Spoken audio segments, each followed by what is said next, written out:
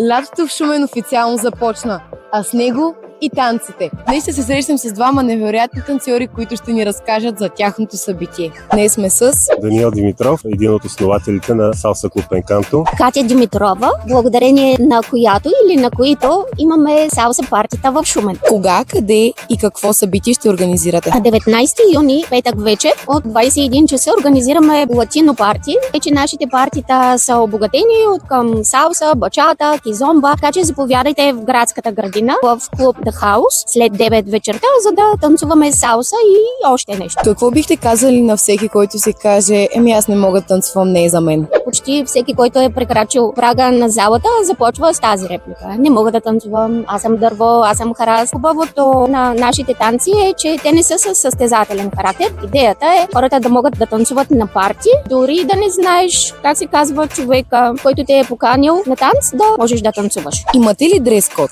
Имаме дрес-код. Дрес-кода ни е свързан с слънчеви цветове, с летни цветове, жълто, оранжево, синьо или тюркуазено. Ако ви затрудняваме с дрес-кода, то служете по една слънчева усмивка.